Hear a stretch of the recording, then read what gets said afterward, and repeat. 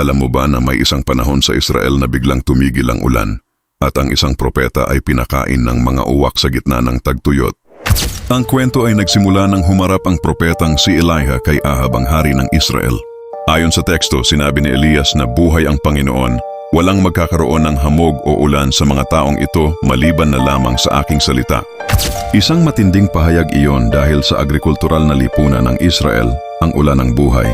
Kapag walang ulan, walang ani, at kapag walang ani, may taggutom. Pagkatapos ng deklarasyong iyon, sinabi ng Panginoon kay Elias na umalis siya at magtago sa tabi ng batis ng Kerit sa silangan ng Jordan. Doon siya maninirahan habang nagsisimula ang tagtuyot sa buong lupain at doon nangyari ang hindi inaasahan. Ayon mismo sa teksto, inutusan ng Diyos ang mga uwak na pakainin siya. Tuwing umaga at tuwing gabi, may dinadalang tinapay at karne ang mga uwak. Umiinom naman siya mula sa batis. Walang paliwanag kung saan nanggaling ang pagkain. Walang detalye kung paano ito dinadala. Ang malinaw lang sa nakasulat. Araw-araw, may supply.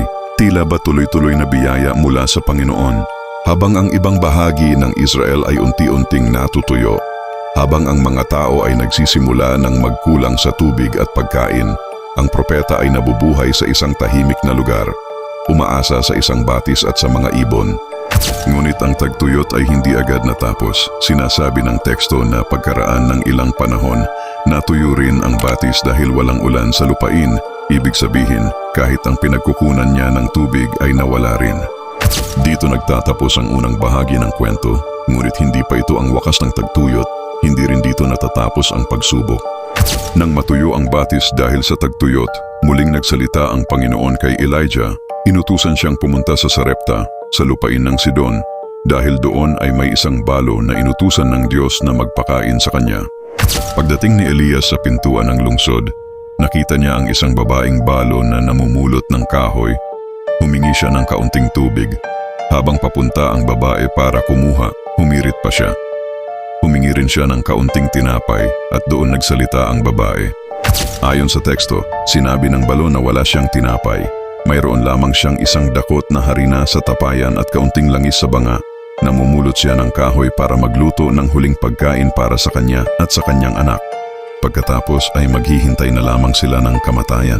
Isang malinaw na larawan ng matinding kakulangan. Ngunit sinabi ni Elias sa kanya, "Huwag kang matakot, gumawa ka muna ng maliit na tinapay para sa akin. At pagkatapos ay gumawa ka para sa iyo at sa iyong anak, sapagkat ayon sa salita ng Panginoon, ang tapayan ng harina ay hindi mauubos at ang banga ng langis ay hindi magkukulang hanggang sa araw na magpadala ang Diyos ng ulan sa lupa." At ayon sa nakasulat, sumunod ang babae at kumain sila, si Elias, ang babae at ang kanyang sambahayan ng maraming araw. Hindi naubos ang harina, hindi nagkulang ang langis, eksakto ayon sa sinabi ng Panginoon sa pamamagitan ni Elias. Ngunit hindi pa doon nagtatapos ang pagsubok. Pagkaraan ng ilang panahon, nagkasakit ang anak ng balo. Lumala ang sakit hanggang sa siya ay hindi na humihinga. Sa gitna ng himala ng pagkain, dumating ang trahedya. Inakyat ni Elias ang bata sa silid sa itaas kung saan siya naninirahan. Inilapag niya ito sa kanyang higaan at nanalangin sa Panginoon. 3 beses niyang iniunat ang sarili sa ibabaw ng bata at tumawag sa Diyos na ibalik ang buhay nito. At ayon sa teksto, dininig ng Panginoon ang tinig ni Elias, bumalik ang buhay ng bata at siya ay muling huminga.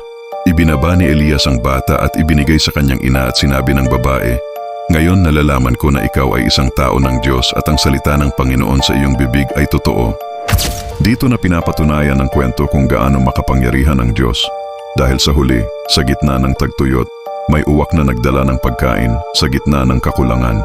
May tapayang hindi naubos at sa gitna ng kamatayan, may batang muling nabuhay.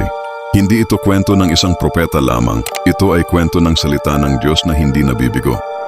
Ikaw kaibigan, anong aral ang nakuha mo sa kwento natin ngayon?